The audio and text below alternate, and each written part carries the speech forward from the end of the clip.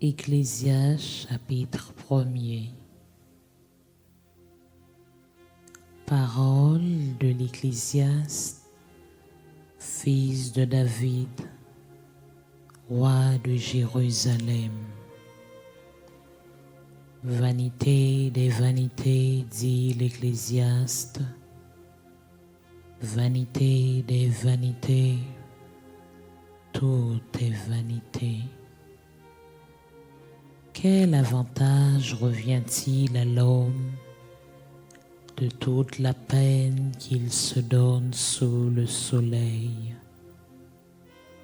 Une génération s'en va, une autre vient, et la terre subsiste toujours.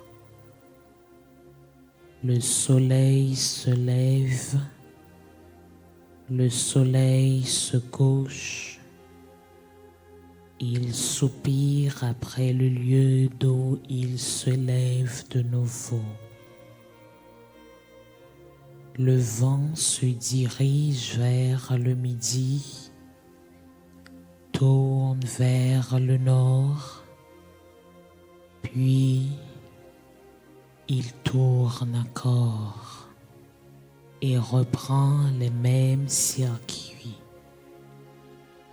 Tous les fleuves vont à la mer et la mer ne s'est point remplie. Il continue à aller vers le lieu où il se dirige. Toutes choses sont en travail au-delà de ce qu'on peut dire. L'œil ne se rassasie pas de voir et l'oreille ne se lasse pas d'entendre. Ce qui a été, c'est ce qui sera, et ce qui s'est fait, c'est ce qui se fera. Il n'y a rien de nouveau sous le soleil.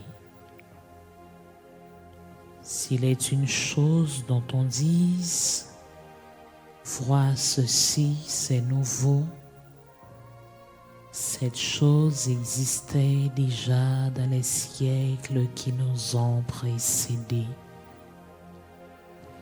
On ne se souvient pas de ce qui est ancien, et ce qui arrivera dans la suite ne laissera pas de souvenir chez ceux qui vivront plus tard. Moi, l'Ecclésiaste, j'ai été roi d'Israël à Jérusalem. J'ai appliqué mon cœur à rechercher et à sonder par la sagesse tout ce qui se fait sous les cieux. C'est là une occupation pénible à laquelle Dieu soumet les fils de l'homme. J'ai vu tout ce qui se fait sous le soleil, et voici, tout est vanité et poursuite du vent. Ce qui est courbé ne peut se redresser, et ce qui manque ne peut être compté. J'ai dit à mon cœur, voici, j'ai grandi et surpassé en sagesse tous ceux qui ont dominé avant moi sur Jérusalem. Et mon cœur a vu beaucoup de sagesse et de science.